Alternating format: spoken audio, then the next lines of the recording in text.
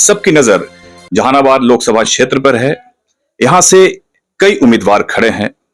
सुरेंद्र यादव हैं, चंद्रवंशी जी हैं, जिनकी खास चर्चा है कि इनके बहुत विरोध हो रहा है इस क्षेत्र में। हमारे बीच पूर्व सांसद डॉक्टर अरुण कुमार जी मौजूद हैं, जिनका कहना है कि संघर्ष करो जब तक सांस है। हमेशा अपने मंच से कहते आए हैं। सर, इस बार कितना संघर्ष है? देखिए, संघर्ष तो मेरे जीवन का शाश्वत सत्य है, इसलिए कि मैं अराजकता के खिलाफ, अन्याय के खिलाफ, शोषण के खिलाफ, भ्रष्टाचार के खिलाफ और विकास के लिए लड़ता रहता हूं। तो ये तो है, मानव जीवन में, मानव जीवन के सभ्यता के विकास के साथ यह पनपता भी रहा है और जीवन का यह ध्रुव सत्य है, नकारात्मक और सकारात्मक शक्तियां साथ साथ चलती हैं। जहानाबाद में कितना संघर्ष आपको लग रहा है इस बार? क्योंकि पहले भी आप यहाँ से चुनाव लड़ चुके हैं, यहाँ के सांसद भी रहे हैं, लेकिन इस बार कितना मुश्किल लग रहा है?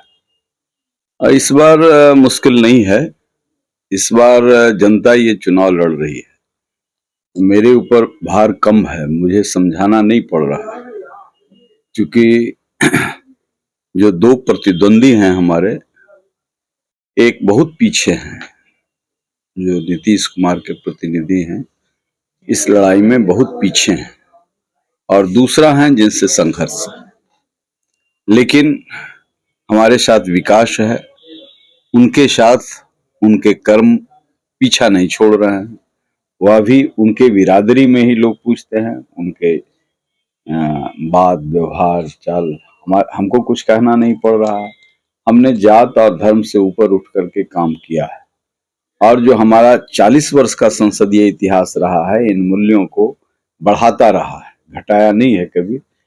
लेकिन राजनीति में जाति और धर्म दोनों मजबूती से चलता है, तो लोगों ने, जहानाबाद के लोगों ने दोनों को अपना करके देख लिया, और उससे जहानाबाद काफी पीछे गया है।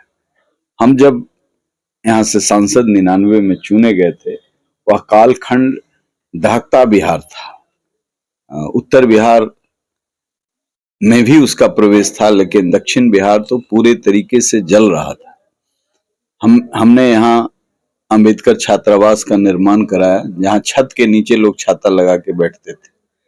वहाँ मॉडल हॉस्टल दिया, और वहां से जो विचारों की खेती हुई, जो संघर्ष का रास्ता डॉक्टर भीमराव अंबेडकर ने बताया था, जिसको लोहिया ने भी स्वीकार किया, और बाद की परंपराओं में कर्पूरी ठाकुर ने इसे जीवन में उतारने की कोशिश की।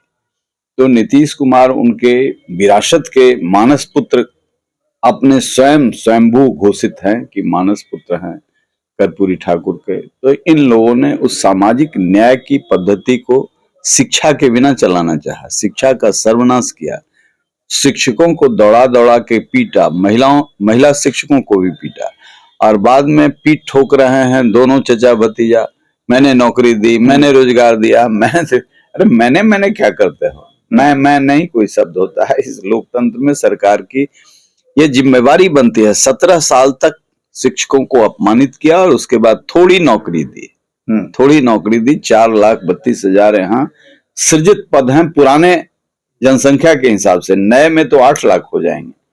तो आज भी विद्यालय भवन, जिसका शुरुआत मैंने जहानाबाद में किया था, उसका नकल हुआ। तो मॉडल स्कूल का शुरुआती दौर में मैंने प्रचलन किया। हुकुम सिंह मीना यहाँ कलेक्टर थे, उन्होंने काफी सहयोग किया। 32 मॉडल स्कूल यहाँ खड़ा किए थे, नहीं तो जो खंडहर होता था वही विद्यालय होता था। तो ये वेजिटेटिव ग्रोथ हुआ, आत्मा उसके अंदर गई नहीं। आत्मा तो शिक्षक होता है विद्यालय का, पेड़ के नीचे भी पढ़ाया जा सकता है।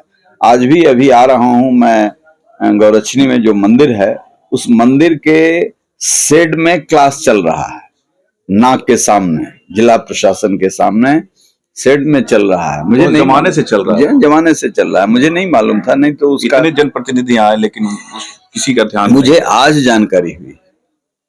मेरे लिए भी ये बड़ा शर्मनाक प्रश्न है। आज जब मैंने सोचा तो हम समझे कि कोई एनजीओ ये पढ़ा रहा है। बाद में कहा कि नहीं, आपके मानने वाले एक शिक्षक यहीं से रिटायर किए हैं। अच्छा, ये सर्वविदित है सर कि नीतीश कुमार आपको पसंद नहीं है। मोदी जी के बारे में आपका क्या ख्याल है? आप देखिए, उनके साथ रहे हैं, काम किए हैं और पूरे देश में मोदी जी की चर्चा मोदी जी चल रही ने है। कुछ अच्छे काम किए जिसका मैं समर्थन करता रहा हूँ। श्रीमती गांधी ने कुछ अच्छे काम किए जिसका मैं समर्थन करता रहा हूँ।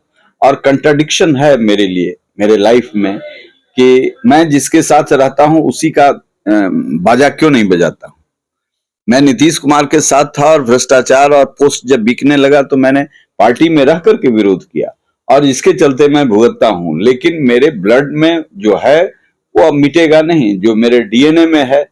मैं उन्हीं चीजों के खिलाफ बोलता हूं जहां मुझे लगता है कि यह सुपाच्य नहीं है, जनता के लिए, उसके स्वास्थ्य के लिए अच्छा नहीं है। तो मिल क्यों नहीं जाते नीतीश कुमार से आप? क्योंकि अक्सर देखने को मिल रहा है कि लोग मिल जाते हैं। उपेंद्र कुशवाहा अलग हुए और भी बहुत सारे लोग, उपेंद्र कुशवाहा जो आपके मित्र भी हैं।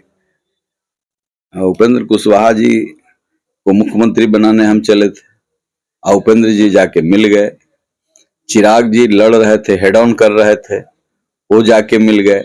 हम मिल भी जाएं तो नीतीश कुमार को जय जय नहीं कर सकते, जिनके नेतृत्व में मुजफ्फरपुर बालिका गृह कांड हुआ और ये कहा जुडिशरी ने, न्यायपालिका ने, कि इसमें जो सफेद पोस्ट ब्यूरोक्रेट हैं और नेता हैं इस कुकर्म में शामिल हैं जिसको राज्य सरकार ने बचाया है। All white coloured people has been saved by the state government. ये न्यायपालिका का है।